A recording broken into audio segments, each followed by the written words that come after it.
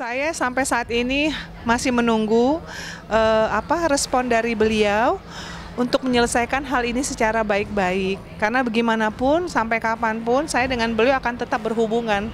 Kita akan tetap menjadi saudara gitu.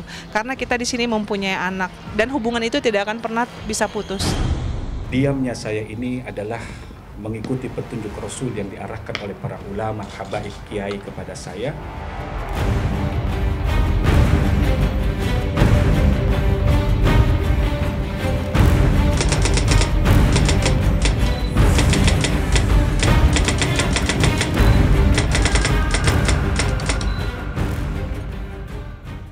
Diamnya Ustadz Aswan bukan ingin lari atau menghindar, apalagi menyangkal pernikahan siri seperti yang telah diakui seorang wanita bernama RP yang mengaku pernah menjadi istri kedua.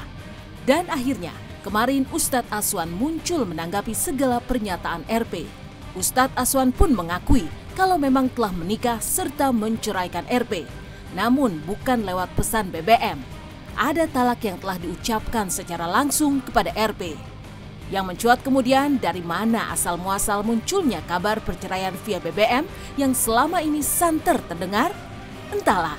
Namun kemarin saat memberikan pengakuan, nada suara Ustadz Aswan sedikit menurun, sekaligus raut wajah tak begitu bersemangat, meski senyum sesekali menghiasi wajahnya.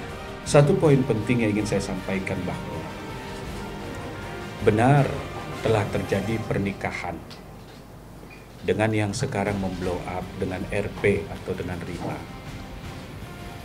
Kemudian benar juga telah terjadi talak dan tidak ada talak lewat BBM. Talak itu resmi, sah, saya sampaikan langsung dengan kalimat talak sharih.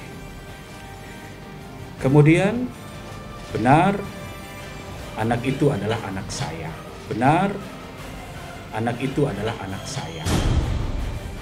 Jadi selama hampir 3 tahun saya menikah dengan beliau, bisa dikatakan tidak satu pun janji yang pernah beliau ucapkan itu ke saya beliau tunaikan. Tapi itu sudahlah, itu adalah masa lalu. Saya sudah mau melupakan hal tersebut ya. Kalau hal ini tidak terungkap oleh media mungkin saya sudah lupakan. Tapi kembali mencuat karena media sudah mulai mencium apa yang terjadi selama mungkin 4 tahun belakangan yang lalu. Itu saya sudah maafkan. Yang penting sekarang adalah janji kepada anaknya untuk kedepannya jangan diingkari lagi. Saya ini bukan takut sama Rima, tapi saya takut sama Allah. Ya, saya bukan takut sama siapa-siapa, saya takut sama Allah. Itu aja.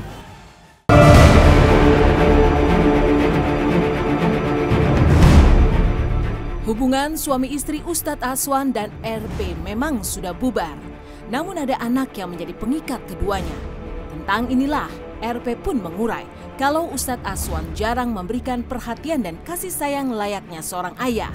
Kehadiran sang Ustadz bisa dihitung dengan jari kala masih bersama. Selebihnya, RP hanya mengurus sendiri sang putri tercinta. Namun lagi-lagi Ustadz Aswan membantah kalau dirinya telah menelantarkan istri dan anaknya, apalagi sampai tak menafkahi. Ketika hamil, saya sempat kok bikin susu hamil. Kemudian saya mendampingi ke rumah sakit kandungan untuk memeriksa kandungan. Saat itu di rumah sakit Wijaya. Kemudian di saat mau melahirkan, saya pun mendampingi untuk mencari kamar sebelum melahirkan. Untuk biaya kelahiran itu saya dari karunia dan rezeki Allah yang saya bayarkan. Dan itu sesar. Bukan kelahiran biasa, karena katanya sudah 40. Anak saya itu sempat juga agak kuning tubuhnya, akhirnya sempat disinar. Dan saya harus pergi umroh, maka saya titipkan lagi sedikit rezeki saya titipkan, kemudian saya pergi umroh. Karena dari lahir sampai berusia 3 tahun, hampir 3 tahun ini, anak saya bisa dikatakan hanya bertemu dengan bapaknya setahun 2 kali atau bahkan kalau tahun ini hanya 1 kali. Itu udah 9 bulan yang lalu. Mungkin memorinya terhadap bapaknya udah nggak bisa dikatakan belum ada ya.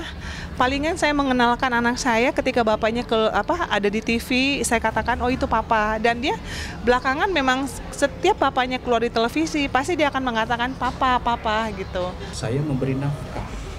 Jadi terakhir itu pada belum lama yang lalu ya Mbak ya, main bersama di salah satu mall. Jadi bukan hanya uang ya, itu betul-betul ada. Saya bukannya kalau gimana ya Mas, kalau ketika saya menjadi istri beliau bukannya tidak diakui, cuman yang dikatakan istri itu kan pasti mempunyai hak terhadap suami ya, yaitu hak waktu, hak kasih sayang. Itu yang saya tidak dapatkan sama sekali, yang berbulan-bulan beliau tidak datang. Kalau dikatakan istri, mereka mengakui kalau saya istri, tapi hak-hak saya sebagai istri itu tidak ada sama sekali. Kalau masalah Ustadz jarang datang, jarang menengoki anaknya, nah itu memang saya dengar sendiri dari mulutnya Mbak Rima. Saya tidak ada tuntutan apapun ya sebenarnya. Kembali lagi saya tekankan, kalau saya hanya ingin Ustadz Aswan itu memenuhi janji terhadap anaknya, yaitu memberikan waktu, cinta, kasih sayang kepada anak saya. Kalau saya lihat materi tuh Mbak Rima udah kecukupan banget ya. Dia seorang wanita mandiri yang sudah sangat-sangat mapan. Jadi kalau dia menuntut dari segi materi kayaknya enggak deh. Ya tidak ada kata lain kecuali saya harus memaafkan. Masalah Ustadz Aswan dan RP memang belum terurai jelas. Setiap pihak masih bersikukuh mempertahankan kebenarannya. Toh waktu akan menyuguhkan kebenarannya. Dan dalam perjalanan waktu pula kisah Inul Daratista terbentang. Benarkah Inul dikenal artis yang sulit bahagia meski bergelimang materi? Inul seakan tak pernah lepas dari air mata dan luapan emosi atas bertubi-tubi masalah yang tak henti menghimpit. Lantas seperti apa Inul menghadapi semua masalah yang ada? Benarkah Inul sulit merasa bahagia?